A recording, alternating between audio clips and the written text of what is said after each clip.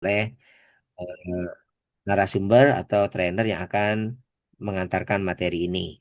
Nah, Bapak Ibu sekalian, telah hadir bersama kita ya Ibu Akvin Melania yang akan nanti memberikan materi unit kompetensi yang ketiga ini. Assalamualaikum Ibu Akvin. Waalaikumsalam Pak Osep. Oke, Bu Akvin, ready ya? Oke, Bapak Ibu sekalian, jadi Ibu Akvin Melania adalah salah satu trainer internal dari Halal Institute. Beliau juga adalah seorang auditor halal, ya. Jadi Ibu Akvin ini salah satu auditor di lembaga pemeriksa halal di Jakarta. Jadi pengalamannya sudah banyak untuk mengaudit, baik yang skala mikro kecil maupun menengah besar, Bapak Ibu. Jadi nanti kita akan banyak berdiskusi dan nanti akan dijelaskan oleh Ibu Akvin. Ibu Akvin waktunya 2 jam, Ibu Akvin. Jadi nanti sampai dengan pukul 9.00 ya. Silahkan Ibu Akvin metodenya tanya jawab, diskusi atau tanya jawabnya di sela-sela materi atau dikumpulkan dulu materinya baru ada tanya jawab dan kemudian nanti ada sedikit penjelasan clue-clue dengan lembar kerja yang harus dikerjakan oleh peserta. Ibu Afin sudah siap ya? Semoga lancar. Semoga kemudian Bapak Ibu yang mengikuti pelatihan mudah-mudahan diberikan kelancaran dan kemudahan. Tapi ini ada beberapa yang masih off cam. Saya pastikan dulu. Pak Holil, Assalamualaikum Pak Holil. Ini Pak Holil biasanya semangat nih. Mungkin di perjalanan. Mungkin Pak, saya masih di jalan. Alhamdulillah Pak Farhan. Oke, Pak Holil. Mudah-mudahan nanti ini ya bisa segera sampai, kemudian bisa segera bergabung dan mengikuti. Kemudian ada lagi, oke, oke. Pak Firman dan Ibu Nina masih menggunakan HP. Apakah ini gawai kedua atau bagaimana, Pak Firman? Iya, lewat HP sama laptop. Yang laptopnya Oke, kayak masalah di anu, ya, mas, nggak apa-apa. masalah iya, Baik, masalah di oke, speaker siap-siap. Ya, baik. Jadi menyimak materinya di ini ya, di menyimak HP. materinya di laptop. Kemudian sebagai ini tanda hadirnya di di HP, nggak apa-apa Bapak Ibu. Iya betul. Oke, oke Bapak Ibu, selamat mengikuti materi unit kompetensi ketiga, Ibu Akvin. Waktu dan layar dipersilakan Ibu Akvin. Baik, terima kasih banyak Pak Osep. Selamat pagi Bapak dan Ibu semua. Mohon izin, apakah suara saya terdengar dengan jelas Bapak Ibu? Terdengar, Bu. Dengar, Bu. Bagus. Jelas Jelas banget. Bu, Jelas jelas. Bu. Baik, terima kasih. Mohon izin Pak Osep dan Bapak Ibu semua, karena kebetulan kamera saya masih bermasalah, jadi saya masih off cam ya Bapak Ibu. Mohon maaf Oke, sekali ini. Maaf ya ya Bu, Pak Osep. silakan silakan Bu Akvin. Baik, terima kasih banyak. Bapak Ibu, nanti jika suara saya tiba-tiba menghilang atau freeze, silahkan diinformasikan ya. Terima kasih Pak Osip untuk tadi perkenalannya dan juga pengantar dari materi unit kompetensi 3 ini. Ya betul tadi yang disampaikan oleh Pak Osep, bahwa ketika Bapak Ibu kemarin sudah mendapatkan materi terkait unit kompetensi 1 dan 2 itu adalah unit kompetensi yang merupakan bagian dari Bapak Ibu melakukan perencanaan dan penyusunan. Kemudian setelah itu Bapak Ibu melakukan dunia ya Bapak Ibu ya, melakukan tindakan terhadap pelaksanaan apa yang sudah Bapak Ibu rancang dan susun itu di unit kompetensi 3 dan 4 ini. Nah, Bapak Ibu, ini unit kompetensi 3 ini masih berkaitan dengan referensinya di SKKNI Penyelia Halal nomor 21. Kemudian agenda di pelatihan kita ini nanti kita akan membahas mengenai pengertian dari pengawasannya terlebih dahulu, kemudian prinsip dari pengawasan serta jenis pengawasan dan aktivitas pengawasannya. Ini adalah referensinya ya Bapak Ibu dari SKKNI 21. tahun 2022 tentang jabatan penyelia halal atau profesi sebagai penyelia halal, kemudian Kepkaban 57 yang saat ini sudah diperbaharui atau didapatkan revisinya di Kepkaban 20 tahun 2023 tentang perubahan SJPH atau kriteria yang ada di dalam sistem jaminan produk halal tersebut. Nah, di dalam unit kompetensi ini tiga ini kita akan membahas mengenai pengawasan atau kegiatan Bapak dan Ibu pada saat melakukan perencanaan dan juga penyusunan yang telah dilakukan di sebelumnya. Pengawasan itu adalah proses pengamatan pada pelaksanaan seluruh kegiatan organisasi untuk menjamin agar semua pekerjaan yang sedang dilaksanakan berjalan sesuai dengan perencanaan yang telah ditentukan sebelumnya.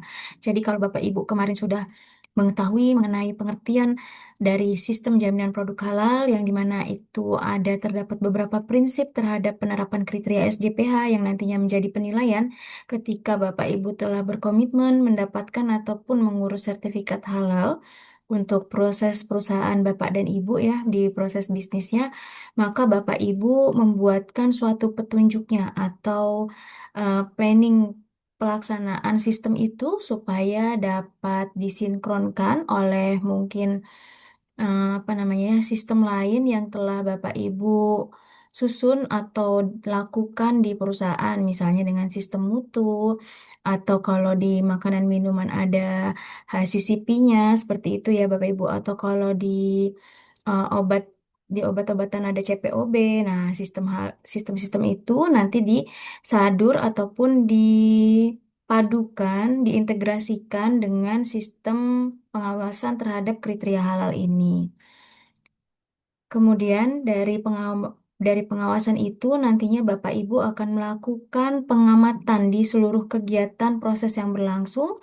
Kemudian Bapak Ibu akan melakukan penilaiannya yang berjalan. Kemudian ketika Bapak Ibu melakukan penilaian, Bapak Ibu karena sudah mendapatkan pengetahuan mengenai SJPH dan kriterianya, maka Bapak Ibu bisa menilai apakah hal ini sudah sesuai dengan kriteria halal atau belum. Kemarin mungkin sudah disinggung terkait gap analisis ya Bapak Ibu. Ada contoh tabel terhadap gap analisis. Nah, ketika Bapak Ibu sudah melakukan itu atau sudah melakukan perencanaan dan Bapak Ibu melihat ataupun mengamati proses-proses bisnis yang ada di lingkup perusahaan Bapak Ibu pasti saat ini juga sudah terbayang, sudah memiliki apa ya, seperti plot gambaran apa-apa saja yang bisa langsung terlaksana di waktu dekat, tapi ternyata apa-apa saja yang dalam waktu dekat ini masih perlu pendekatan lebih nih kepada manajemen ataupun perusahaan untuk mendapatkan suatu data ataupun gap analisis ini yang tidak sesuai menjadi sesuai nantinya. Nah, nanti di dalam hal itu, ketika ketidaksesuaian itu Bapak Ibu dapat amati dan rekam, Bapak Ibu dapat memberikan masukan ataupun saran rekomendasi sehingga kriteria SJPH itu dapat dilaksanakan sesuai dengan proses bisnis dan juga apa yang bisa dilakukan di perusahaan Bapak Ibu. Misalnya ternyata Bapak Ibu ini saat ini mengikuti pelatihan penyelia halal untuk pelaku usaha yang karena saya lihat ada konsultan ya, berarti kan kalau konsultan apa namanya bisa saja menangani pelaku usaha mikro kecil ataupun menengah besar. Nah, pada saat penyusunan sistem jaminan produk halalnya, manualnya, berarti Bapak Ibu eh, mengamati dulu nih prosesnya. Tidak serta-merta ketika misalnya Bapak Ibu di sedang mendampingi atau melakukan konsultan untuk perusahaan mikro kecil, Bapak Ibu memaksakan untuk mikro kecil ini menggunakan prosedur, padahal terbayang saja belum oleh pelaku usahanya seperti itu ya. Jadi Bapak Ibu bisa memberikan panduan untuk mereka membuat seperti tahapan pekerjaan atau yang bisa disebut dengan IK-nya, instruksi kerja. Nah, dari instruksi kerja itu bisa menjadi suatu prosedur. Bagaimana penilaiannya terhadap PPH ataupun komitmen dari pelaku usaha itu dapat tertulis di dalam instruksi kerja itu. Nah, ketika Bapak Ibu nanti mendampingi perusahaan besar biasanya sudah paham mengenai sistem. Bapak Ibu mungkin akan lebih mudah ketika mengamati dan juga mengarahkan pelaku usaha untuk mengintegrasikan kriteria halal ini di dalam prosedur-prosedur internal yang telah mereka buat atau yang sudah ada sebelumnya di usaha tersebut. Jadi Bapak Ibu tinggal menambahkan terkait kriteria halal di dalam prosedur internal perusahaan besar ataupun perusahaan menengah tersebut. Kemudian nanti Bapak Ibu bisa cek dari checklist harian kegiatan produksinya. Kan biasanya ada rekamannya ya Bapak Ibu ya. Ada yang masih manual, ada yang sudah menggunakan sistem. Nah, nanti Bapak Ibu bisa mengecek di dalam sistem tersebut, di dalam sistem checklist hariannya itu, apakah untuk standar penilaian terhadap kriteria halal itu sudah berlangsung dengan baik dan sudah bisa terekam atau tidak. Misalnya seperti ini. Kalau di dalam kriteria halal itu yang jelas banget teramat itu adalah bahan ya Bapak Ibu, penggunaan bahan. Nah, apakah pada saat penggunaan bahan itu ada checklistnya ataupun ada rekaman recordnya di sistem bahan yang dibeli saat itu oleh misalnya pihak purchasing atau procurement itu sesuai dengan daftar bahan halal yang sudah didaftarkan ke dalam BPJPH atau belum. Kalau ternyata belum, misalnya tidak ada keterangan kode produksi, kode merek atau kode produsen dari bahan yang digunakan, maka Bapak Ibu bisa menambahkan terkait kode merek ataupun kode produsen dari bahan yang Bapak Ibu gunakan tersebut. Jadi bukan hanya informasi terkait supplier siapa yang memasok, tapi juga sampai dengan ke produsen ataupun varian merek yang digunakan untuk proses produksi Bapak Ibu sebagai bahan baku ataupun bahan kemas yang Bapak Ibu gunakan, seperti itu. Nah, hal itu nanti Bapak Ibu bisa cek, itu termasuk dalam penilaian. Dan Bapak Ibu berarti nanti bisa memberikan saran kepada bagian procurement ataupun purchasing terkait penambahan informasi produk yang apa namanya dipesan dan juga pada saat dia dikirim, berarti di pengadaannya gitu ya Bapak Ibu ya. Apakah nanti sesuai atau tidak sesuai seperti itu. Nah, hal tersebut Bapak Ibu coba lakukan secara konsisten, baik dari penilaian kriteria pertama di komitmen dan tanggung jawab, kemudian bahan, proses produk halalnya, prosedurnya bagaimana, kemudian personilnya apakah sudah muncul atau timbul awareness-nya terhadap kriteria pertama yang sudah Bapak Ibu lakukan, misalnya Bapak Ibu sudah melakukan pelatihan eksternal nih saat ini. Kemudian Bapak Ibu menilai dari penilaian pelatihan internal yang Bapak Ibu lakukan. Setelah Bapak Ibu melakukan pelatihan eksternal, Bapak Ibu melakukan pelatihan internal di perusahaan, kemudian ada sosialisasi sedikit terkait kebijakan halal. Nah, kemudian nanti Bapak Ibu menilai terhadap awareness apa namanya staff ataupun relawan di perusahaan ataupun di pelaku usaha tersebut. Apakah staff ini atau relawan ini sudah memahami terkait kriteria halal itu apa belum gitu ya. Kemudian pengetahuan terkait halal haram batasannya seperti apa itu sudah ada belum di benaknya relawan ataupun staf terkait yang melakukan proses produk halal ini. Dari situ nanti Bapak Ibu bisa memberikan apa namanya gambaran atau membuat gambaran. Nah, nanti di di kriteria satunya terjawab, kriteria duanya terkait bahan-bahan itu juga bisa tertelusur. Kemudian nanti di proses produksi halalnya, Bapak Ibu mencoba mendaftarkan terkait atau mengelis ya terkait lain produksi yang Bapak Ibu juga gunakan untuk apa namanya proses produk itu. Bisa jadi Bapak Ibu memiliki beberapa line produksi yang berbeda-beda. Misalnya di line produksi daerah Bekasi itu ternyata hanya untuk pembuatan produk end produknya, tapi pengemasannya ada di daerah Jakarta Selatan misalnya. Kemudian nanti ruang jasa penyimpanannya, Bapak Ibu ternyata bekerja sama dengan vendor jasa penyimpanan.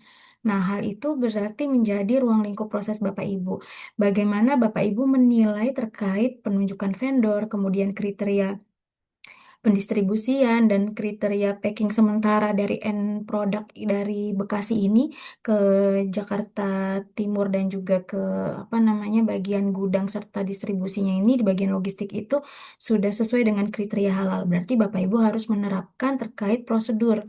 Nah, di dalam prosedur itulah yang Bapak Ibu nanti akan rincikan terkait ruang lingkup yang dilakukan di line-line produksi tersebut. Kemudian bagaimana penunjukan vendornya, syaratnya, ketentuannya gitu ya Bapak Ibu ya. Kemudian setelah itu nanti Bapak Ibu coba buatkan juga terkait form apa namanya form pengawasan hariannya apakah sudah berjalan sesuai dengan prosedur atau belum terkait hal itu sehingga sistem dari kriteria halal ini dapat berjalan efektif sesuai dengan kebutuhan dan juga menjawab dari ruang lingkup proses bisnis pelaku usaha yaitu Bapak dan Ibu seperti itu. Nah, dari situ nanti Bapak Ibu juga bisa melihat kesiapan dari personilnya.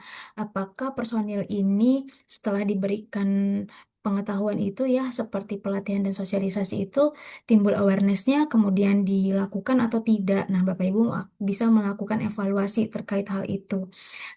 Kemudian nanti di dalam produk juga Bapak Ibu otomatis akan tertelusur ketika kriteria 1, 2, 3 itu Bapak Ibu sudah memiliki prosedur yang tetap, sistemnya berjalan, produk ini juga nanti akan bisa apa namanya terlihat ya Bapak Ibu apakah sudah sesuai dengan kriteria halal atau tidak.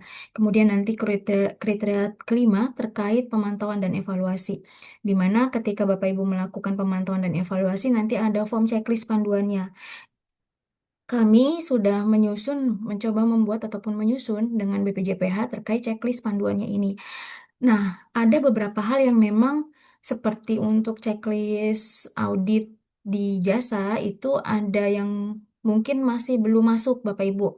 Nah, Bapak Ibu bisa membuatkan atau memberikan tambahan pertanyaan terkait hal-hal yang belum masuk di dalam checklist audit itu. Jadi checklist audit yang dari kami ini hanya sebagai pedoman, tapi Bapak Ibu bisa sesuaikan dengan kebutuhan Bapak dan Ibu seperti itu ya. Nah, nanti hal tersebut Bapak Ibu lakukan secara konsisten dan juga menyeluruh sehingga komitmen dari penerapan kriteria halal ini dapat berlangsung dan juga berjalan sesuai dengan yang ditetapkan dengan regulasi. Selanjutnya, setelah itu kita juga harus bisa apa namanya? Bisa memegang terhadap prinsip pengawasan itu sendiri bahwa pengawasan juga mampu untuk merefleksikan kebutuhan sesuai dengan proses bisnis dan ruang lingkup perusahaan Bapak dan Ibu. Kalau Bapak Ibu ternyata jasa distribusi eh, berarti kan tidak ada misalnya kemarin Bapak Ibu mungkin sudah diberikan ya materi terkait 7 tahapan PPH. Nah, di dalamnya ada salah satunya terkait tahapan penyembelihan. Kalau di dalam jasa distribusi kan tidak ada terkait penyembelihan. Berarti Bapak Ibu tidak harus menuangkan terkait prosedur atau kriteria pada penyembelihan, tapi hanya langsung kepada bagaimana proses pendistribusian yang dilakukan oleh perusahaan Bapak dan Ibu. Seperti itu ya. Kemudian misalnya Bapak Ibu yang importir, Bapak Ibu mendapatkan end product dari negara asal. Kemudian di sini Bapak Ibu hanya tinggal apa namanya menyimpan dan mendistribusikan. Berarti bisa jadi ibu bapak itu sebagai importir adalah sebagai jasa penjualan, misalnya seperti itu. Atau ternyata ada yang jasa distribusi itu nanti dapat bapak ibu sesuaikan dengan kebutuhan ataupun ruang lingkup proses bisnis bapak ibu. Nanti coba dipastikan terlebih dahulu terkait ruang lingkupnya itu ataupun alur proses produksinya. Nah, setelah itu Bapak Ibu dari pengawasan ini nantinya Bapak Ibu juga akan dapat melaporkan penyimpangan yang terjadi secara benar dan juga dapat dipahami mampu mampu atau menjadikan tindakan korektif juga ketika pengawasan itu Bapak Ibu sudah lakukan sesuai dengan kriteria yang telah ditetapkan. Selanjutnya, untuk jenis pengawasan itu ada dua, Bapak dan Ibu. Ada pengawasan internal dan juga pengawasan eksternal. Nah, kalau pengawasan internal itu di dalam lembaga ataupun perusahaan Bapak Ibu sendiri. Misalnya penyelia halal internal. Jadi, kalau Bapak Ibu di perusahaan menengah besar biasanya punya beberapa line produksi atau beberapa cabang atau beberapa tempat gitu ya Bapak Ibu ya. ini penyelia halalnya biasanya ditunjuk satu persatu untuk per setiap daerah. Nah, penyelia halal ini nanti akan menjadi tim manajemen halal. Nah, di mana tim manajemen halal ini nanti kan mereka juga memiliki tugas tanggung jawab atau wewenang untuk audit internal. Nah, audit internal inilah yang dimaksud menjadi pengawasan internal di perusahaan Bapak Ibu sendiri gitu ya. Atau ternyata perusahaan ini masih menunjuk lagi auditor ataupun penyelia halal dari lembaga luar gitu ya. Kemudian dia diminta bantukan, diperbantukan untuk melakukan proses pengawasan terhadap perusahaan Bapak dan Ibu. Itu juga bisa saja terjadi. Kemudian yang kedua adalah pengawasan dari eksternal, di mana pengawasan eksternal ini bisa jadi itu adalah masyarakat yang menggunakan produk Bapak Ibu atau konsumernya Bapak Ibu. Kemudian bisa juga dari tim surveillance BPJPH yang nantinya akan bergerak aktif mengawasi terkait proses produk halal di tempat Bapak dan Ibu. Apakah sudah berjalan sesuai dengan kriteria halal atau belum? Beberapa hal sudah ditetapkan oleh BPJPH. Jadi ketika BPJPH melihat atau pada saat pengawasan itu ada terjadi ketidaksesuaian, bisa saja sanksinya itu sampai di pencabutan sertifikat halal. Tapi sebelum sebelum sampai di pencabutan sertifikat halal, biasanya ada beberapa tahapan teguran dulu Bapak dan Ibu, dan itu pun tergantung dari ketidaksesuaian yang terjadi di pelaku usaha, seperti itu. Nah, selanjutnya dari pengawasan kita akan masuk ke dalam aktivitas pengawasan ini. Aktivitas pengawasan itu ada 5, Bapak Ibu. Yang pertama, mengawasi pengadaan bahan, penanganan bahan halal, mengawasi proses produk halal, dan juga mengawasi pengembangan produk halal dan membuat laporannya. Di dalam pengawasan pengadaan bahan, Bapak Ibu perlu memastikan terlebih dahulu terkait penyusunan dan juga rencana daftar bahan halal yang akan dimasukkan ke dalam list daftar bahan tersebut. Ketika Bapak Ibu ternyata selama ini memiliki bahan yang sudah apa ya pernah digunakan, tapi dalam jangka waktu yang lama itu tidak digunakan lagi, dan kemungkinan bisa jadi ke depannya akan digunakan lagi. Lebih baik bahan yang seperti itu dimasukkan ke dalam list daftar bahan halal supaya bisa menjadi alternatif bahan ketika Bapak Ibu bahan yang memang dipakai selama ini sebagai bahan baku atau bahan utama yang Bapak Ibu gunakan ketika itu langka atau terjadi suatu hal yang tidak dikehendaki. Nah, Bapak Ibu masih memiliki cadangan daftar alternatif. Jadi, bagian purchasingnya ataupun bagian produksinya pun jika tidak keteteran juga untuk mendapatkan daftar bahan, daftar produk atau ya daftar bahan halal untuk menghasilkan suatu produk sehingga produksi tetap berjalan dengan baik dan sebagaimana mestinya. Ketika Bapak Ibu tidak memiliki daftar bahan alternatif, bisa jadi ketika itu running, Bapak Ibu mengalami kendala untuk proses produksinya. Bisa bisa menjadi produksi itu menjadi terhenti. Nah, itu kan nanti ada cost tersendiri terhadap kerugian di perusahaan ya Bapak Ibu ya. Agar menghindari hal itu, maka sebaiknya daftar bahan ini benar-benar dimatangkan dan difikirkan terkait bahan yang memang biasa dipakai dan bahan alternatifnya.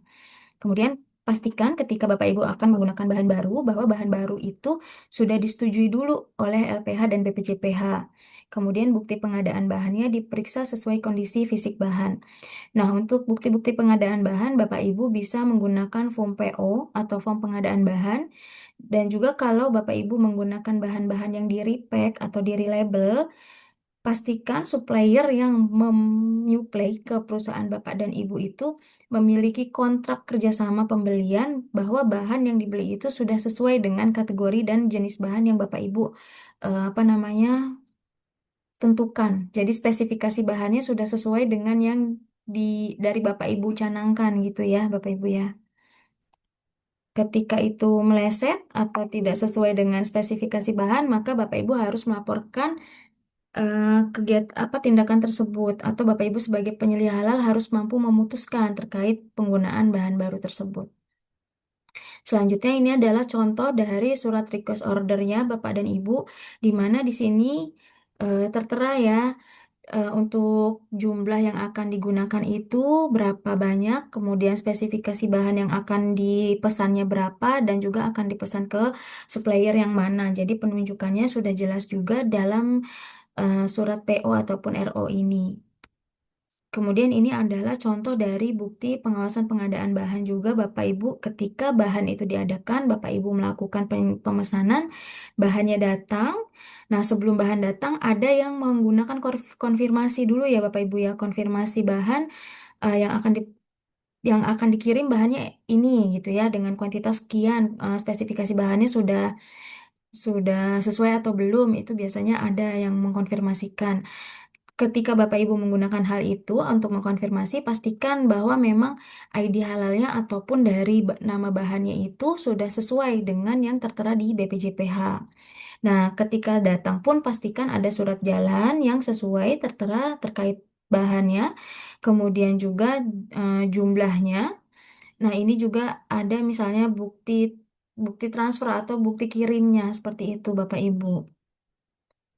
Selanjutnya ini ketika Bapak Ibu akan melakukan penggunaan bahan baru. Mungkin Bapak Ibu nantinya akan ada reformulasi terkait pengembangan produk gitu ya, yang variannya tuh misalnya Bapak Ibu membuat hand body, hand bodinya tadinya aroma melati, kemudian Bapak Ibu mau menjadi ada aroma lili, aroma mawar gitu ya. Berarti kan ada penggunaan apa ya parfum terkait lili dan juga aroma mawarnya itu. Nah, Bapak Ibu bisa menggunakan surat persetujuan penggunaan bahan baru ini terkait aroma lili dan mawar yang baru ditambahkan atau dilampirkan juga dengan spesifikasi atau dokumen pendukung dari bahannya itu. Mungkin sertifikat halalnya atau COA dan juga flowchart dari bahan parfum atau pengharum yang akan digunakan tersebut dan juga kemasannya dari bahan tersebut. Selanjutnya, ketika Bapak Ibu melakukan pengawasan terhadap penanganan bahan, Bapak Ibu juga harus pastikan kesesuaian nama bahan, nama merek, nama produsen, dan juga negara asal produsen yang tercantum di kemasan dengan yang ada di dokumen bahan. Karena kalau di pasaran itu ada beberapa bahan itu yang sebetulnya mereknya mirip-mirip gitu ya Bapak Ibu ya, tapi produsennya ternyata berbeda. Nah, ini Bapak Ibu perlu memastikan terkait hal tersebut. Kemudian ketika Bapak Ibu ternyata memiliki sertifikat halal bahan itu dari luar negeri, pastikan bahwa logo halalnya sudah diperiksa dan ketika pemeriksaan bahan datang dan memang si LHLN-nya ini sudah MRE dengan BPJPH. Kemudian setelah itu dipastikan juga Bapak Ibu eh, apakah bahan dari import ini atau dari luar negeri ini sudah diregistrasi ke Sertifikat Halal Indonesia. Kalau belum, berarti Bapak Ibu masih membutuhkan dokumen pendukung lainnya berupa flowchart, kemudian juga surat pernyataan bebas babi dari fasilitas produksinya, dan juga COA ataupun MSDS atau kuesioner bahannya dari si bahan yang dari sumber luar negeri tersebut.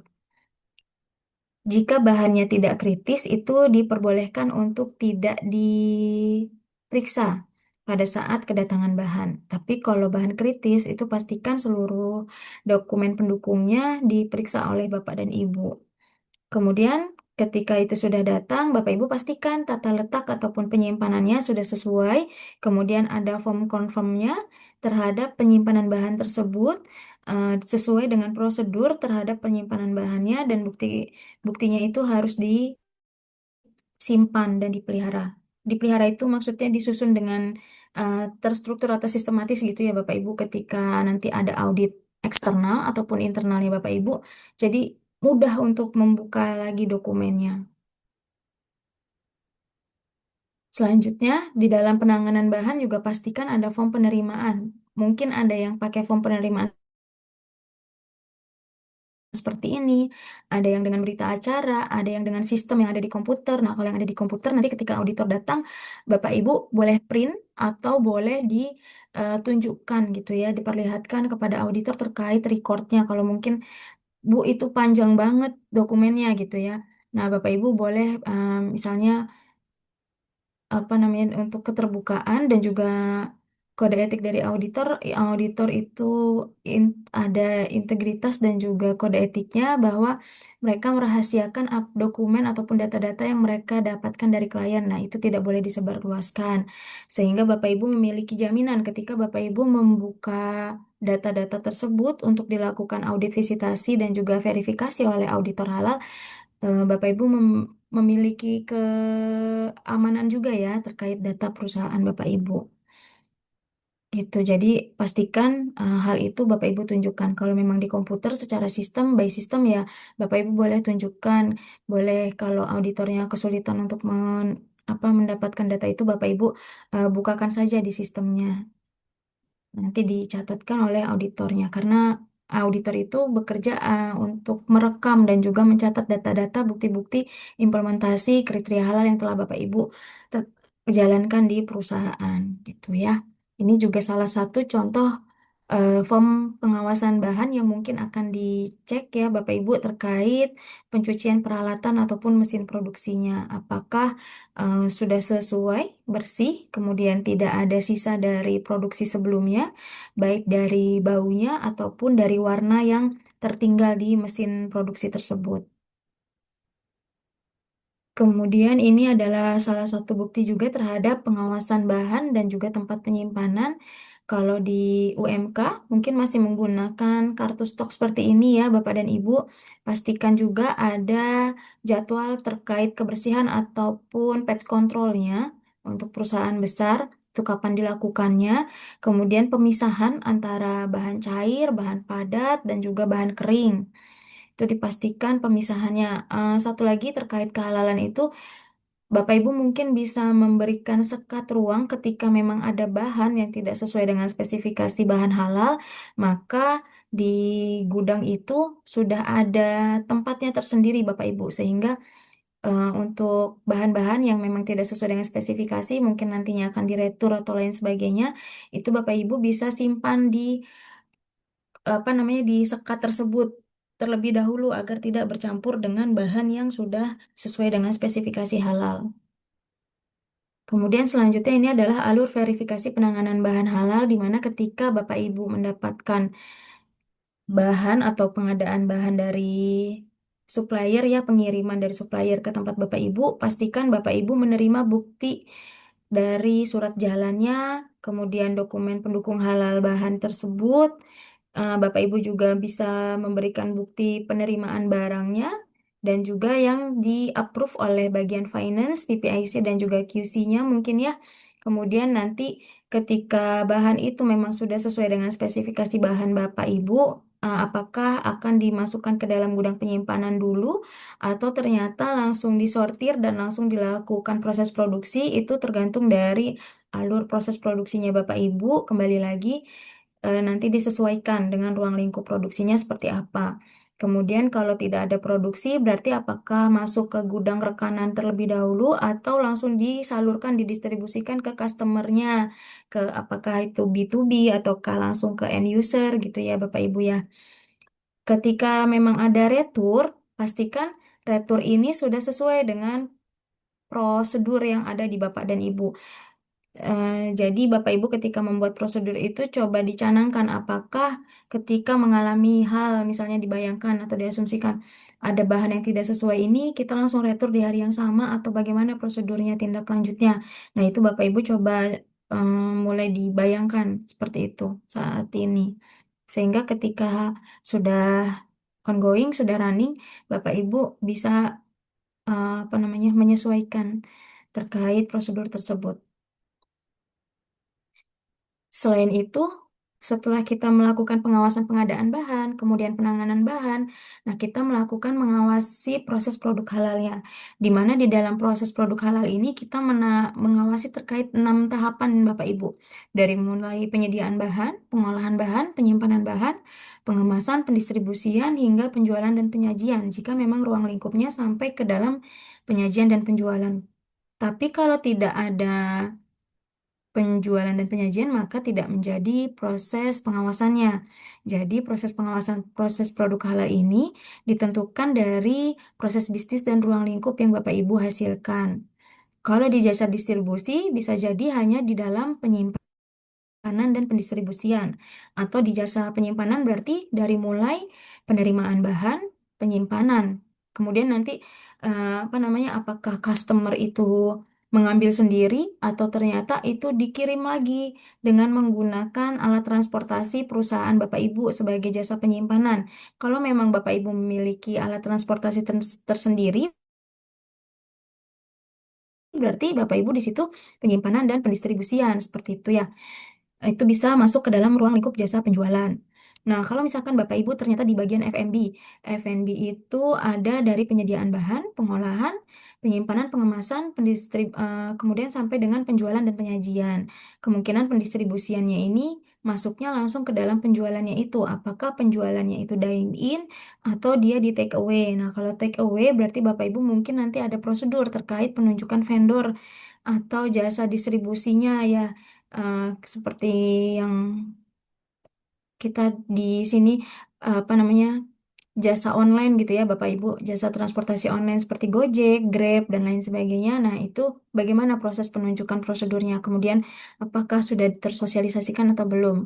Salah satu jasa distribusi yang tadi saya sampaikan itu sebetulnya sudah ada tuh yang terverified dengan komitmen halal Bapak dan Ibu. Jadi ketika kita memesan makanan dari salah satu jasa distribusi itu, em, mereka langsung ada logo restoran halalnya. Jadi sudah bisa memilih restoran halal. Nah, itu Bapak Ibu mungkin nanti bisa untuk melakukan prosedur pengecekan terkait vendor yang akan melakukan distribusi eh, produknya F&B-nya Bapak Ibu seperti itu. Atau ternyata Bapak Ibu ternyata di sini ada yang dari RPA atau RPH. Nah, kalau dari RPH RPA berarti adanya terkait pengawasan di proses produk penyembelihannya. Bagaimana proses penyembelihan itu terjadi? Apakah sarana prasarana fasilitas produksi penyembelihan itu sudah sesuai dengan kriteria halal atau belum? Kemudian terkait hal itu, apakah misalnya menggunakan teknologi seperti stunning atau tidak? Bagaimana standar stunningnya? Apakah sudah sesuai atau belum? Kemudian pada saat penyembelihan, apakah juru sembelih halalnya itu sudah terverified, kemudian sudah melakukan penyembelihan sesuai dengan syarat dari penyembelihan itu sendiri.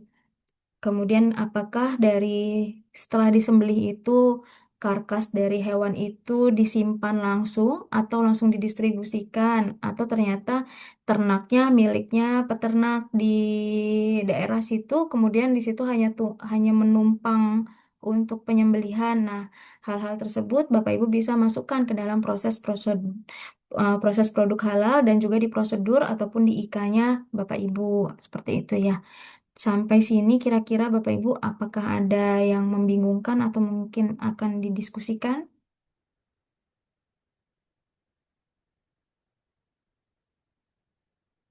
Jelas Bu. Terima kasih Pak Firman feedbacknya. Kalau saya lihat dari tugas-tugas Bapak Ibu sih sudah sesuai ya. Bapak Ibu sudah mampu untuk mengidentifikasi terkait eh, tahapan ataupun proses produk halal sesuai dengan ruang lingkup Bapak Ibu. Silahkan Bu Neni. Baik, terima kasih Bu Alvin.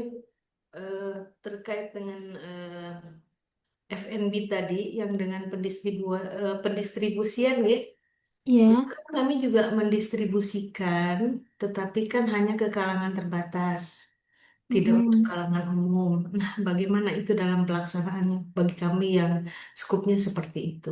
Terima kasih. Iya, dengan senang hati Ibu Neni. Jadi kalau misalkan kalangan terbatas ini yang dimaksud seperti apa, Bu? Kami kan hanya mengolah makanan, memproduksi makanan, dan mendistribusikannya ke penerima manfaat, Ibu. Jadi bukan ke Hmm. kalangan umum. Jadi kemungkinan kita distribusikan sendiri. Apakah ada yang harus dilakukan terkait itu? Oke, kalau terkait itu berarti Ibu di SPPG ya? Betul, Ibu. Ah, itu kan berarti Ibu sebetulnya di SPPG itu juknisnya sudah jelas dan banyak ya, Bu ya. Kemudian dari hal itu, Ibu bisa ini aja Bu terkait checklist kebersihan pada alat transportasi dan pastikan alat transportasi itu tidak digunakan bersamaan untuk pengangkutan bahan. Jadi memang khusus untuk pengangkutan produk ke penerima manfaat saja. Kemudian dilihat ataupun dinilai terkait kebersihannya pada saat sebelum dan sesudah penggunaan untuk pengiriman. Seperti itu, Bu. Apakah ada sisa makanan yang tercecer atau apa ya, tidak sengaja tumpah di dalam alat distribusinya itu atau tidak, misalnya seperti itu. Oh baik Ibu, jadi hanya bila mana kan karena kami hanya memproduksi makanan yang halal, sifatnya Hmm. halal. Jadi mungkin yang kita perhatikan dalam hal pendistribusian ini adalah kebersihan ya, Betul. menghindarkan dari najis begitu kali ya Bu ya. Iya, Baik Ibu dan poin utamanya adalah tidak boleh dicampur dengan pembelian barang, penyediaan bahan. Begitu betul. Ibu. Iya, Baik, terima betul. kasih. Dengan senang hati, Bu Neni. Oke, silahkan Pak Firman Kabahul. Halo, Assalamualaikum. Selamat pagi, Bu. Selamat Izin pagi, bertanya, Pak. Bu, untuk pengawasan ini kan dilakukannya itu harian ya, Bu. Nah, mungkin bila mana ada eh, kita ketemu ketidaksesuaian, misalkan di lapangan, atau contohnya pengisian format yang tidak konsisten oleh operator, itu pengawasan Mm. ini bisa dikategorikan sebagai audit internal atau tidak ya, Bu ya? Iya, bisa Pak, pengawasan. Oh, berarti eh, meskipun audit internal itu ada jadwal tertentu, 1 tahun sekali, misalkan ada di bulan Juli lah misalkan, itu bisa dimasukkan ya Bu, ke laporannya nanti laporan audit internal di bulan Juli misalkan gitu. Iya, jadi gini Pak, kalau untuk audit internal ini, kalau di dalam peraturan Kepkaban itu kan memang minimal 1 tahun sekali Betul. secara terjadwalnya. Tapi di luar itu, kalau memang ada temuan atau keluhan, itu bisa menjadi salah satu indikasi bahwa Bapak boleh melakukan audit internal di luar jadwal yang ditentukan. Karena kan minimal, berarti belum ada batas maksimalnya. Oh, Gitu. berarti biar langsung di apa namanya dilakukan tindakan perbaikannya gitu ya Bu ya. Iya, perbaikan dan Oke, juga pencegahannya. Seperti itu Pak Firman. baik, terima kasih Bu. Sama-sama, Pak. Baik, lanjut dulu ya, Bapak dan Ibu. Nah, selanjutnya ketika kita melakukan pengawasan terhadap proses produksinya, pastikan bahwa fasilitas produksi itu sudah sesuai dengan kriteria SJPH. Maksudnya seperti apa? Ketika Bapak Ibu sudah halal dedicated, misalnya seperti dapur SPPG, itu sudah jelas ya, kita tidak pusing untuk menilai apakah ini halal dedicated atau sharing facility. Karena memang semua fasilitas produksinya, sarana prasarana produksinya itu sudah khusus untuk SPPG itu. Nah, Bapak Ibu mungkin yang di SPPG dipastikan terkait menu yang didaftarkan pada saat melakukan pendaftaran di sertifikasi halal. Apakah seluruh menu yang nantinya akan digunakan atau diproduksi itu sudah masuk ke dalam varian yang dihasilkan itu? Kalau belum, berarti Bapak Ibu harus melakukan pendaftaran terkait menu tersebut. Ketika Bapak Ibu ternyata ada di perusahaan yang melakukan sharing facility, nah pastikan bahwa line produksinya ini tidak menggunakan bahan-bahan ataupun yang tercampur dengan kontaminan yang najis ataupun kontaminan najis sedang dan juga berat seperti itu Bapak Ibu. Kalau Bapak Ibu ternyata pernah ada kontaminasi terhadap najis berat, berarti Bapak Ibu harus melakukan proses pensucian dengan kaidah pencucian najis beratnya.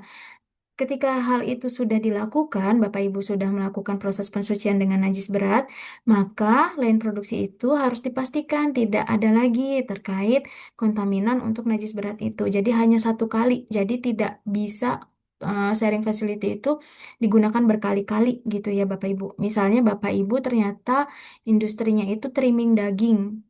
Nah, daging ini kan riskan ya. Apakah dagingnya ini bersumber dari yang halal atau non halal?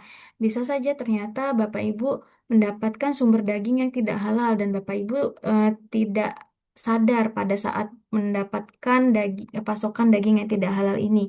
Temuannya ternyata ada dari keluhan customer atau ternyata dari surveillance pada saat ada surveillance berlangsung baik dari pengawasan BPOM ataupun BPJPH gitu ya, dilakukan uji lab ternyata ditemukan dagingnya itu tidak halal gitu ya.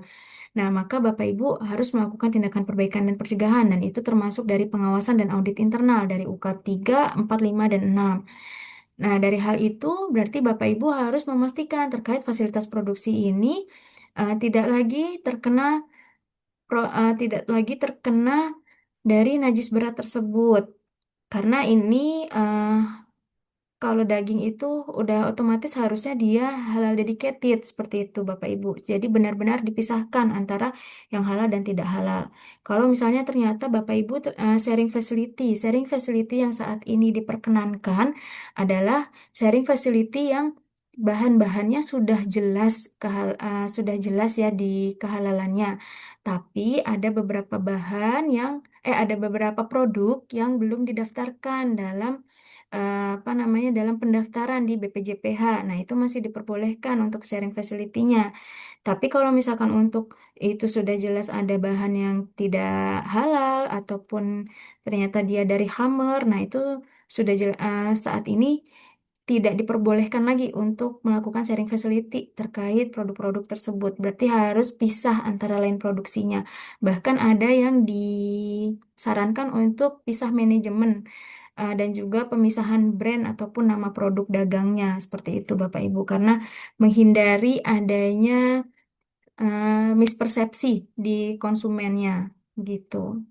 Jadi untuk menjamin kriteria halal itu berlangsung sampai dengan di end user yang tidak salah paham terhadap produk yang dijual, maka sampai dengan pergantian merek dagang itu ada pernah terjadi case tersebut. Kemudian setelah itu Bapak Ibu juga wajib untuk memisahkan lokasi, tempat, dan peralatan PPH dari yang tidak halal ya Bapak Ibu ya. Nah selanjutnya Bapak Ibu juga harus memastikan terkait kebersihan, hygiene dari proses produksinya dan juga personalnya tidak mengakibatkan adanya kontaminan silang. Misalnya contohnya di sini ada gambar ya Bapak Ibu, di mana yang sebelah kiri ini adalah gambar dia masih bersinggungan antara yang halal dan tidak halal. Kemudian personilnya itu yang melakukan proses itu masih bersamaan sehingga bisa menyebabkan singgungan terhadap bahan yang halal dan yang tidak halal. Kemudian displaynya juga masih menjadi satu. Nah, ini tidak diperkenankan. Ataupun ternyata Bapak Ibu OMK nih. UMK masih produksi di rumah, kemudian ada hewan peliharaan. Atau ternyata hewan liar, tapi karena sering berkunjung ke rumah, jadi dia udah tahu nih letak-letaknya tempat makanan itu di mana. Dia sampai bisa mengambil sendiri seperti itu. Nah, itu sudah tidak diperkenankan. Jadi kalau misalkan ada auditor datang, misalnya ada bulu hewan atau ada bau-bau dari hewan itu biasanya menjadi pertanyaan dan keraguan-raguan dan juga unsur kehati-hatian ketika auditor itu mengaudit di pelaku usaha tersebut, Bapak Ibu, dan itu menjadi salah satu catatan di dalam kriteria PPH seperti itu dan Bapak Ibu dipastikan itu harus mencarikan solusi sehingga hewan liar atau hewan peliharaan itu tidak lagi bersinggungan di dalam rumah atau di produksi Bapak Ibu. Nah, kalau ini sudah sesuai ya Bapak Ibu, dia sudah menggunakan APD, paling tidak ada topi sebagai pengganti hairnetnya, menggunakan masker, kemudian apa namanya, menggunakan sarung tangan, hand glove-nya ini dipastikan sesuai dengan bagiannya. Kalau misalnya ternyata bagiannya itu yang harus tahan panas, berarti hand glove-nya tidak bisa dari hand glove plastik ya Bapak Ibu, harus disesuaikan yang anti panas misalnya, seperti itu. Kalau misalkan ternyata dia hanya di bagian pemotongan. Oh, kalau pemotongan, kalau pakai hand glove yang apa namanya, plastik itu juga misalnya licin atau malah mudah tergores tangannya terkena pisau sehingga kan ada darah ya yang menetes di bahan yang digunakan untuk produksi itu menjadi salah satu sumber kontaminan. Nah, berarti hand glove-nya misalnya digunakan yang silikon, misal seperti itu Bapak Ibu. Jadi pastikan bahwa eh, kontaminan dari personil itu memang terminimalisir atau bahkan tidak ada gitu ya. Kemudian pada saat apa namanya persiapan bahan itu dipastikan sudah sesuai dengan kategori bahannya atau kriteria bahannya. Kemudian juga suhu penyimpanan, suhu proses produksinya, dan juga bagaimana uh, ketika proses produksi itu berlangsung, dan juga setelah menjadi produk, apakah sudah sesuai dengan penanganannya atau belum. Ini salah satu bentuk contoh misalnya kalau di UMK begini, tapi kalau di perusahaan besar tuh misalnya pakai pest controlnya, apakah posisi letak dari apa namanya insect killernya dan juga apa namanya pest controlnya itu sudah sesuai dengan per divisi masing-masing di bagiannya masing-masing. Kemudian peletakannya apakah sudah sesuai dengan standar atau belum, baik jaraknya. Nah, itu yang sesuai ya Bapak dan Ibu. Kemudian untuk pengawasan proses produksi, pastikan Bapak Ibu menggunakan catatan rekamannya. Di sini kami memberikan contoh adalah catatan hasil produksinya Bapak Ibu. Tapi Bapak Ibu ketika misalnya ternyata ada form lain yang Bapak Ibu gunakan, yang memang itu memang sudah sehari-hari Bapak Ibu gunakan, itu boleh digunakan, ditaruh di dalam manual SJPH Ibu Bapak, sehingga nanti bisa terlihat apakah dari form tersebut sudah sesuai dengan apa namanya kriteria kehalalan atau ternyata ada yang harus disesuaikan terhadap ketelusuran dari hasil produksi ini sehingga nanti bisa tertelusur bahan yang digunakan itu bahan dari mana, lain lain berapa, personilnya siapa yang mengerjakan pada saat itu. Misalnya seperti itu ya Bapak Ibu. Ini hanya sebagai salah satu contoh atau gambarannya saja.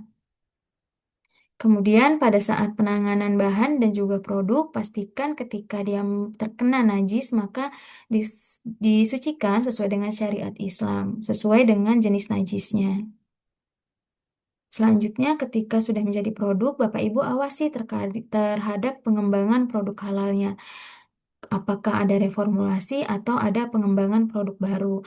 Nah, ketika Bapak Ibu melakukan reformulasi dan pengembangan produk baru, pastikan bahwa kriteria dari produk itu memang masuk sesuai dengan kriteria halal. Kalau dia memang sudah tidak halal produknya, maka diformulasi seperti ya, direformulasi seperti apapun, si produk itu menjadi tetap tidak halal, Bapak dan Ibu ya. Jadi reformulasi ini adalah reformulasi misalnya dari variannya atau dari bentuk produknya seperti itu ya. Nah, ini pastikan adanya proses reformulasi produknya, bahan yang digunakannya itu sudah terdapat dalam daftar bahan halal, mengikuti prosedur seleksi bahan baru, kemudian rekaman reformulasinya ini sudah disimpan Bapak Ibu susun, misalnya dari bagian R&D sudah memberikan bahan-bahannya nih, spesifikasi bahan untuk kode produksi item ini. Itu Bapak Ibu sudah susun, sudah ditaruh ya bersamaan dilampirkan di dalam manual SJPH Bapak Ibu, kemudian Bapak Ibu melakukan pengajuan terkait reformulasi produk ini kepada LPH dan BPJPH sehingga nanti LPH dan BPJPH-nya memiliki rekaman terhadap reformasi produk Bapak dan Ibu. Apakah nanti akan ada audit visitasi ulang atau cukup dengan pelaporan itu nanti akan menjadi pertimbangan dari BPJPH sendiri. Karena untuk hal ini sistemnya pun sedang dibangun dan disusun oleh BPJPH. Nah, kemudian selanjutnya untuk pengembangan produk baru, ini juga pastikan Bapak Ibu sudah memiliki prosedurnya ketika Bapak Ibu mau melakukan pengembangan produk. Pastikan semua produknya itu dengan merek dan brandnya itu yang sama dengan produk yang sudah disertifikasi sebelumnya dan juga sebelum dipasarkan di Indonesia. Kemudian pastikan bahwa terkait penamaan merek, produk, bentuk produk, kemudian profil dari produk itu, misalnya bau, warna, rasanya tidak menyerupai unsur yang diharamkan ya Bapak Ibu. Hal itu sudah tercantum semuanya di dalam pengembangan produk ini, maka produk ini boleh Bapak Ibu ajukan untuk masuk ke dalam menu pengembangan di si halalnya BPJPH. Bapak Ibu ajukan kepada BPJPH dan LPH, maka setelah di-approve, setelah di-ACC, Bapak Ibu baru boleh rilis di pasaran. Nah, untuk penyelia halal yang ada di restoran ataupun catering, pastikan juga adanya prosedur tertulis terkait pengembangan produk baru dan menjamin bahwa semua menu barunya telah disertifikasi halal sebelum dijual.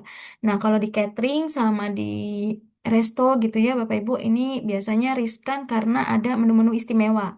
Nah, biasanya menu istimewa ini belum terbayang sebelumnya. Nah, pastikan ketika Bapak Ibu misalnya ini tahun 2006, 2026. Nah, di 2026 pertengahan ini Bapak Ibu coba dicek kalendernya. Kira-kira ada hari istimewa apa sih yang Bapak Ibu nantinya mau membuat inovasi atau produk yang baru untuk spesial di hari itu gitu ya. Itu Bapak Ibu mulai coba list, kemudian Bapak Ibu susun. Nah, nanti di akhir tahun Bapak Ibu coba ajukan kepada BPJPH dan LPH. Sehingga untuk 6 bulan ke depan di tahun 2027 Bapak Ibu sudah aman tuh terkait produk-produk istimewa yang akan di launching atau di apa namanya dilakukan pengembangan untuk market gitu ya. Nah, ini terkait langkah kerja pengawasan penanganan produk halalnya, pastikan bahwa produknya sesuai dengan kriteria SJPH tadi ya, Bapak Ibu, berkaitan dengan nama, bentuk merek, kemasan, seperti itu ya, kemudian bau, warna, dan rasanya. Dan juga pastikan kemampuan telusurnya mampu menelusur bahan yang digunakan sampai ke produsen dan diproduksi di fasilitas produksi yang memenuhi persyaratan sertifikasi halal. Dan pastikan bahwa penyimpanan produk halalnya tidak terkontaminasi dengan sesuatu yang tidak halal ataupun yang najis. Nah, najisnya ini juga kategorinya najis berat ataupun sedang. Itu Bapak Ibu bisa untuk melakukan penilaiannya. Kemudian khusus untuk restoran catering biasanya ada pinjam meminjam alat saji. Nah, khusus untuk hal ini Bapak Ibu pastikan atau boleh meminjam alat sajinya dan boleh dipinjam alat sajinya kepada catering ataupun restoran yang juga sudah bersertifikat halal. Kalau belum, nanti jaminan terkait hal ini atau komitmennya itu diragukan atau menjadi suatu hal yang akan ditelusur lebih lanjut seperti itu Bapak Ibu. Ini terkait contoh mampu telusur bahwa Bapak Ibu mungkin ada yang sudah menggunakan kode produksi. Nah, kode produksi itu biasanya terkait dengan varian produk, tanggal produksi, dan juga lain produksinya. Dari sini, dari kode produksi itu nanti akan bisa tertelusur di mana produk itu dihasilkan dan juga oleh dengan bahan-bahan apa saja yang digunakannya. Hal ini untuk menjamin dan juga menjaga dari apa namanya klaim yang tidak sesuai dengan marketnya Bapak dan Ibu seperti itu ya. Bisa saja orang apa namanya ya hanya asal untuk melakukan tindakan pelaporan seperti itu. Tapi kalau Bapak Ibu sudah memiliki kode produksi, setidaknya klaim itu benar atau tidak, Bapak Ibu bisa menelusur by data gitu ya.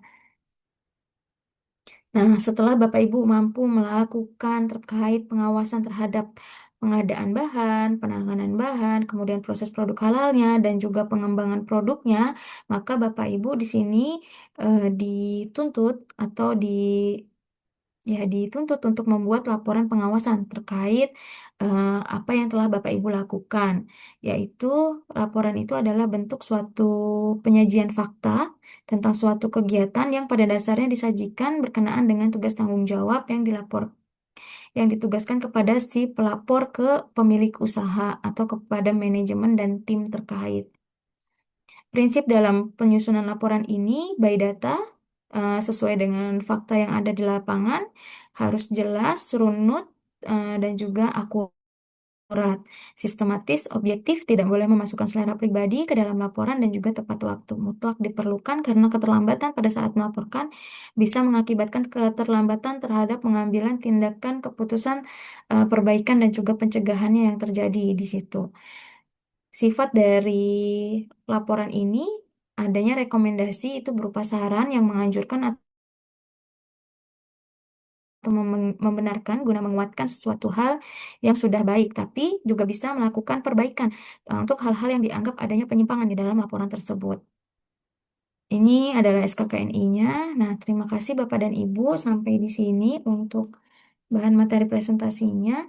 Silahkan jika masih ada yang ingin didiskusikan, sambil saya mohon izin mengirimkan tugas 3-nya.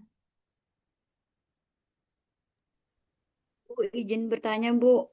Silahkan Ibu. Assalamualaikum warahmatullahi wabarakatuh. Waalaikumsalam warahmatullahi wabarakatuh. Mohon maaf, ini dengan Ibu siapa ya? Ibu Rusnani, Bu. Oh iya, Bu, silakan. jadi kalau misalnya PU itu wajib melaporkan kepada penyelia ketika akan mengganti bahan atau Mm-mm. dia diversifikasi kan? Mm-mm. Jadi apakah wajib lapor juga ke auditor? Oke, kalau auditor itu tidak sih Bu, tapi melalui BPJPH. Nanti kan dari BPJPH itu ibu bapak kan ada perekamannya. Kalau pelaporan itu berarti kan bapak ibu sudah memiliki sertifikat halal nih, ya kan? Sertifikat halal Iya. rilis. Kemudian bapak ibu melakukan pelaporan terkait hal-hal yang ditemukan. Berarti Bapak Ibu nanti mengajukannya di akun si halal. Nah, di akun si halal ini kan sudah ada nih LPH mana sih yang kemarin ditunjuk.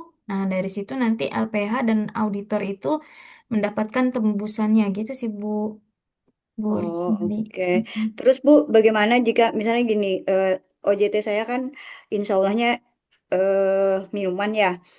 Minuman Mm-mm. kan ada varian rasa. Nah, bagaimana prosedur yang benar apabila ditemukan bahan yang masa berlaku SH-nya telah habis, tetapi stoknya masih tersedia di gudang. SH-nya sudah habis. Itu yang bahannya dari luar apa dari lokal, Bu? Bisa keduanya, karena kan perasa itu kan bisa dari luar, bisa juga dari dalam. Mm-mm. Jadi bagaimana itu, Bu? Prosedur yang benar. Kalau yang dari Indonesia, kalau dia sudah yang apa namanya sertifikasi halal yang baru Bu yang by BPJPH itu kan tidak ada masa berlaku lagi. Oh iya, oke oke. Kalau yang dari Heeh. luar, Tapi pastikan bahwa variannya memang sudah ada ketika Ibu Rusnani menelusur di bpjph.halal.go.id-nya ya Bu. nggih, ya. Mm-mm. Kemudian kalau Kalau yang dari luar itu pastikan apakah dia sudah di rek ID. Kalau belum rek ID ya memang berarti ibu harus mencari informasi terkait hal itu ke LHLN-nya langsung gitu Bu. Dan juga oh, oke. pastikan bahwa ada terkait COA bahan, kemudian surat pernyataan yang fasilitas bebas babi sama flowchart-nya dari produsen Bu. Oh, oke oke oke. Oke, jelas Bu. Terima kasih Bu Iya, jawabannya. dengan senang hati Bu Rusnani. Silahkan Bapak Hilmi. Oke, terima kasih Bu. Assalamualaikum warahmatullahi wabarakatuh. Waalaikumsalam warahmatullahi wabarakatuh. Oke, Bu, di sini saya sebenarnya ingin mastiin pemahaman saya terkait pengawasan bahan gitu ya. Mm-mm. Kan dalam SJPH ini kita mengenal yang namanya positive list. Misalnya saya ambil contoh yang bahan-bahan yang berasal dari tumbuhan atau Mm-mm. tanaman. Nah, namun terdapat beberapa kasus seperti anggur yang merupakan bahan halal, tetapi setelah diproses menjadi wine statusnya menjadi haram. Begitu Mm-mm. pula dengan tanaman papaver atau bunga popi yang merupakan tumbuhan tetapi hasil ekstrasinya berupa morfin yang merupakan salah satu jenis narkotika. Nah, dalam proses verifikasi bahannya, nah ini tuh kita sebagai internal auditor atau penyelia halal gitu ya, Mm-mm. itu menentukan bahwa suatu bahan yang berasal dari positive list ini sudah tidak lagi dapat diperlakukan sebagai positive list itu kapan ya, Bu? Apakah ada kriteria tersendiri untuk kasus seperti ini atau gimana? Terima kasih. Baik, terima kasih banyak Pak Hilmi. Pertanyaannya sangat menarik. Jadi kalau positive list itu kita bisa mengacu pada, saya buka dulu, KMA 1360. Mungkin Bapak Ibu sudah dikirimkan. Ya, sudah, Bu. Ya, nah dari situ dulu Pak. Kalau sudah dari KMA 1360, nanti Bapak Ibu bisa eh, cek lagi apakah kalau ini kan tadi contohnya adalah anggur dan bunga kopi. Kalau anggur dan bunga kopi itu Bunga em, popi, Bu. ya, Bunga popi. oh bunga popi. Iya, yang kalau diekstrak itu dia salah satu hasil ekstraksinya itu adalah morfin. Oh iya. Iya, dia salah Nah, satu jenis mm, narkotika yang diatur oleh undang-undang juga sebenarnya. oke. Nah, kalau si bunga popi dan juga anggur selama dia eh, tidak atau belum berubah wujud, jadi masih segar, bukan yang kering, itu berarti positif list. Tapi kalau dia sudah berubah wujud, misalnya sudah dikeringkan, berarti kan sudah ada proses. Nah, itu berarti kita eh, boleh tuh untuk bertanya bagaimana proses pengeringannya, apakah ada penambahan bahan atau tidak di dalamnya. Itu sih Pak Hilmi. Jadi di sini yang di dalam KMA 1360 pun kalau dia segar ya Pak ya. Berarti Itu. kita asesmennya penilaiannya itu didasarkan pada yang pertama mungkin proses pengolahannya gitu ya, Bu. Dari proses pengolahannya nanti apakah merubah bentuk dan sifatnya atau tidak. Nah, dari situ mungkin kita bisa menganalisis apakah bahan ini masih termasuk positive list atau sudah bukan gitu ya. Iya, dari wujud produk. Jadi yang pertama itu adalah dari wujud produk yang Bapak Hilmi dapatkan dulu nih. Yang pertama, apakah dia masih utuh atau tidak utuh? Oke, Kemudian dia bentuknya segar atau tidak segar. Kemudian apakah dari situ ada lagi hal yang Bapak Ibu kira-kira ragukan? Mungkin dari baunya kok ini seperti bukan bau bunga popi yang segar ya. Nah, berarti apakah kalau memang begitu berarti ada fermentasi di situ di dalamnya. Nah, Bapak Ibu boleh tanyakan terkait hal itu. Atau ternyata Bapak Ibu pakai bunga popinya udah kering nih. Nah, itu kan meragukan ya. Nah, dari hal itu Bapak Ibu bisa tanyakan kepada supplier dan produsennya. Nah, pastikan Bapak Ibu mendapatkan dokumen-dokumen pendukung terkait bahan itu adanya dari produsen, bukan dari supplier ya. Gitu. oke. Nah, misalnya kayak contoh lebih mudahnya mungkin kayak kismis lah. Kita tahu ya, kismis itu adalah anggur yang dikeringkan. Nih, Nah, tapi kalau dari sudut pandang auditor, auditor tidak akan percaya begitu saja bahwa itu adalah anggur yang dikeringkan. Bisa jadi anggur itu pengeringannya apakah dengan oven ataukah dengan cahaya matahari, bagaimana proses pengeringannya, berapa lama waktunya, suhu yang dibutuhkan, kemudian apakah sebelum dikeringkan itu dia direndamkan dulu dengan air apa, seperti itu. Nah, setelah pun sudah kering, apakah dia ada bau yang diragukan atau ternyata pas dilihat di bawah cahaya, kok ini mengkilat. Nah, mengkilat ini menggunakan apa? Pasti kan ada bahan tambahan lainnya. Itu. Nah, dari situ nanti kita akan menelusur bahan apa sih yang ditambahkan untuk si kismis itu sehingga kok menjadi mengkilat gitu, Pak Hilmi. Itu oke, berarti tidak menjadi positive list lagi. paham, paham. Ya, baik. Terima kasih, Bu. Sama-sama Pak Hilmi. Selanjutnya, sebentar. Bapak Firman Nahla, silahkan Pak. Iya. Eh, baik Bu, terima kasih banyak. Kami dari Nahlawater ya di Makassar. Jadi ini Bu, sekarang kan materinya ini pada pengawasan. Mm-mm. Dari siklus PDCA itu kita sudah berada di DUIN atau di DU atau pada tahap pelaksanaan pengawasan. Mm-mm. Nah, ini kami Bu, misalnya kami di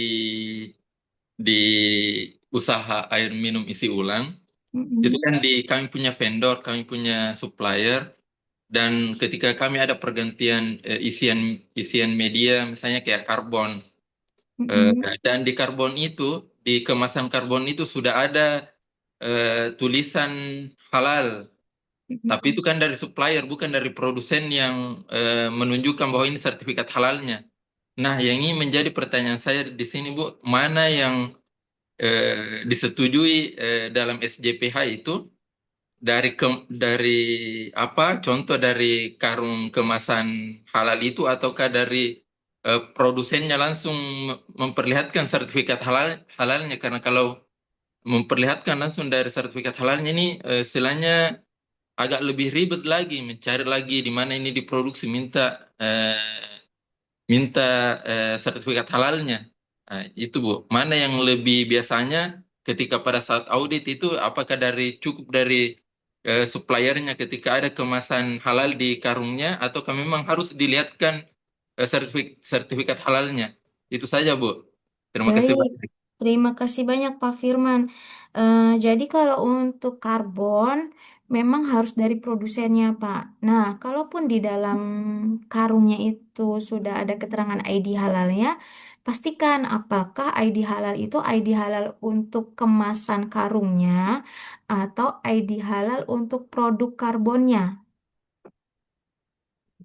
Gitu ya, karena kan sekarang barang gunaan juga wajib bersertifikat halal. Ada beberapa produsen dari kemasan yang mencantumkan logo halal mereka di kemasannya itu. Jadi pastikan apakah itu ID dari untuk karung atau ID dari bahan karbon.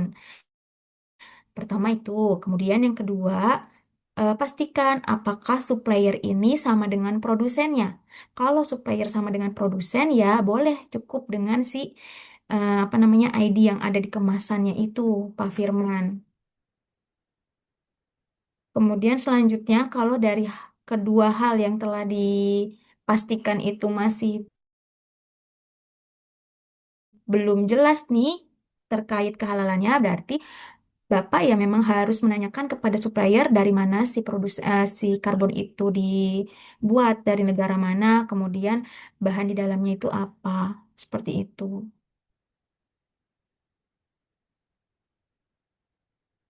Bagaimana Bapak? Tapi ini nanti misalnya ketika diaudit, Bu, dari tim auditornya itu nanti Mm-mm, enggak cukup ketika hanya kemasan karung, label halalnya di kemasan karung yang diperlihatkan, Bu. mm-mm. Kalau nggak cukup berarti Bapak kasih bon pembelian yang menyatakan bahwa si supplier ini dapat dari produsen itu, atau surat kontrak kerjasama pembelian si karbon aktif itu dari supplier ke produsen. Oh iya, baik, Bu. Hmm. Iya. Terima kasih banyak, Bu. Sama-sama Pak Firman. Selanjutnya Ibu Mega, silahkan Ibu. Selamat pagi, Bu. Izin, Bu. Lagi. Sempat menyambung dari Pak Firman. Uh, Mm-mm. jika kalau misalkan si suppliernya itu memasok nama produsennya beda dengan yang di sertifikat halalnya itu, berarti harus mencantumkan kontrak kerjasamanya. Jadi supplier itu memasok bahan beda Mm. dengan yang ada di sertifikat halal. Iya, Ketahuan bedanya? eh pas dicek sih, Bu, ternyata nih beda nih. Misalkan dari si mereknya atau apa gitu. Misalkan ada Oh. perbedaan gitu, Bu. Jadi bahan yang datang ke tempat Ibu itu kemasannya sama Beda. sisanya beda. Iya, berarti Hmm. berarti ya supplier itu kan memang apa namanya? Tidak hanya dari satu produsen atau tidak hanya dari satu sumber mendapatkan bahan itu. Berarti ibu memang harus mendapatkan keterangan halal dari bahan yang dikirimkan ke ibu. Nah, apakah ibu menerima? Apa sesuai juga dengan spesifikasinya bahan ibu? Kalau ternyata nggak Oh, sesuai spesifikasi bahan ibu kan berarti tadi prosedurnya adalah adanya retur. Boleh tidak dengan retur itu? Bagaimana proses returnya kepada supplier? oh, berarti itu jadi harus dipertanyakan juga ke suppliernya untuk si halalnya ya, Bu. Iya. Oke, baik. Oke, baik Ibu, terima kasih. Sama-sama Ibu Mega. Ya, baik. Jadi seperti itu ya Bapak Ibu. Jadi ketika Bapak Ibu mendapatkan bahan yang tidak sesuai dengan sertifikat halal, maka kan kita ada tuh yang plannya dulu. Kita pastikan dulu plannya apakah sudah bisa dipenuhi oleh proses kegiatan yang harian Bapak Ibu. Kalau belum, berarti kita harus mencoba simulasi ini Bapak Ibu, dari di mana sih poin-poin yang kira-kira masih sulit untuk diterapkan dan poin-poin yang sudah bisa diterapkan, atau yang oh ternyata poin ini bagus nih untuk diterapkan, tapi di prosedurnya pelaku usaha di perusahaan Bapak Ibu belum ada. Jadi Bapak Ibu mencoba apa ya menyadur atau mengintegrasikan terkait hal itu. Jadi pastikan terkait prosedurnya di nanti Bapak Ibu akan belajar terkait hal itu di audit internal nanti ya. Terkait PDCA-nya itu lebih mendalam nanti ada di audit internal. Dari situ nanti Bapak Ibu bisa mengecek penilaian kesesuaian terhadap bahan yang Bapak Ibu peroleh. Nah, baik, selanjutnya Bapak Ibu, mohon izin saya sudah mengirimkan terkait studi kasus LK3 mengawasi bahan, proses, dan produk halal di grup pelatihan penyelia halal 2.32. Bapak Ibu boleh download dulu. Eh, Masih ada waktu kurang lebih 32 menit. Boleh kita sambil langsung kerjakan sehingga nanti tidak menumpuk untuk tugasnya di 30 menit ini. Di sini kita coba baca bersama-sama saja ya Bapak Ibu. Jadi di sini ada PT Sehat Indah Alami yang merupakan salah satu perusahaan bergerak dalam bidang kecantikan dan memproduksi berbagai macam skincare yang telah bersertifikat halal. Salah satu produk yang dihasilkan perusahaan ini adalah sunscreen dan juga pelembab wajah. Nah, pengadaan bahannya dilakukan oleh bagian purchasing dengan persetujuan penyelia halal dan sudah melakukan proses pembelian sesuai dengan daftar bahan halal PT Sehat Indah Alami. Bagian purchasing melakukan pemesanan gliserin ke supplier Z. Kemudian gliserinnya datang di gudang produksi. Saat pengecekan oleh PPIC, gliserin yang datang itu di dalam kemasan Regen ukuran 250 kg bertuliskan gliserin dengan spidol tanpa keterangan tambahan lainnya. Jadi tidak jelas nih Bapak Ibu, hanya ada tulisan gliserin dan 250 kg. Nah, dokumen pendukung bahan terlampir itu berupa surat jalan dan invoice. Saat ditanyakan kepada supplier mengenai status halal bahan, supplier mengirimkan COA-nya, berbeda dengan yang tercantum dalam daftar bahan halal, yaitu gliserin bersertifikat halal dari Taiko Palm Oleo. Selain itu, PT Sehat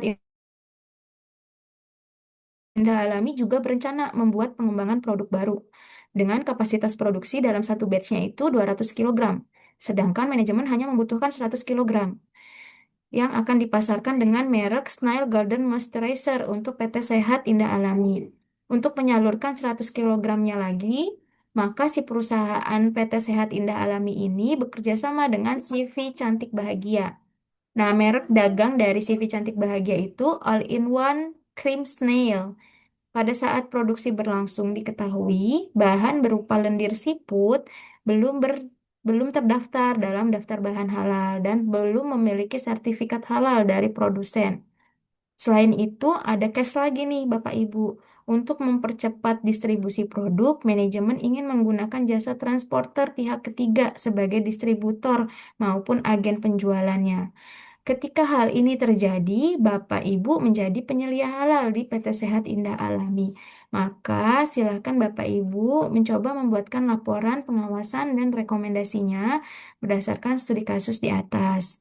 Nah, di sini sudah ada contohnya. Bapak Ibu hari, tanggal, dan waktunya boleh diisi hari ini ya, Rabu 8 Juli 2026. Waktunya jam 8.31.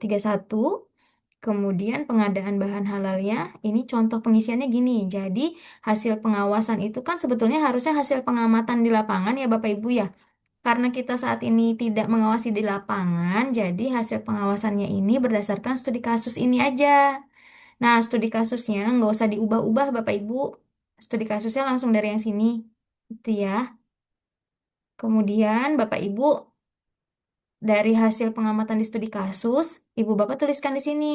Tadi contohnya pengadaan bahan halal. Pengadaan bahan halalnya sudah dilakukan oleh bagian purchasing dan penyelia halal dan sesuai dengan daftar bahan halal ke supplier Z. Tapi pada saat datang, kalau udah datang, berarti kan udah diperiksa. Nah, berarti di penanganan. Beda untuk dapat dibedakan ya Bapak Ibu pengadaan dan penanganan. Kalau pengadaan bahan, bahannya itu lagi mau dipesan, belum ada nih. Tapi kalau penanganan, bahannya udah sampai di tempat Bapak Ibu. Nah, Bapak Ibu kan harus segera menangani si bahan itu ya. Mau dimasukin ruang produksi, apa mau di ruang simpan dulu, atau diseleksi dulu. Itu kan berarti Bapak Ibu udah menangani. Ngecekin satu-satu bahan yang datang dari supplier itu udah jadi bagian dari penanganan bahan.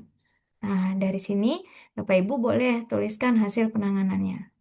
Bahwa tadi penanganannya ada ketidaksesuaian ya. Apa-apa saja nanti sesuai dengan studi kasus. Nah, rekomendasinya karena si pengadaan bahannya ini sudah sesuai dengan daftar bahan halal, purchasing dan penyelia halalnya sudah melakukan hal yang sesuai, maka rekomendasinya sesuai. Pengadaan bahan sesuai dengan prosedur. Tetap dibutuhkan konsistensi dalam PPH. Ini adalah sifatnya saran rekomendasi ya untuk konsistensinya.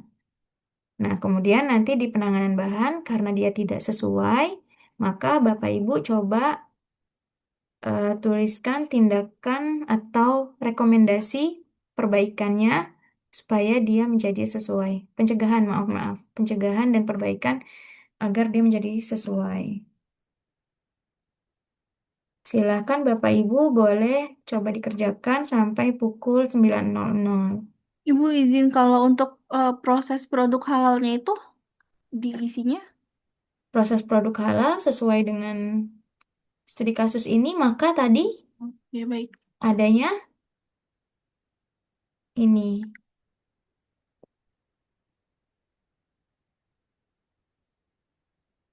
Oke, baik. Terima kasih, Bu. Iya, sama-sama Bu Mega.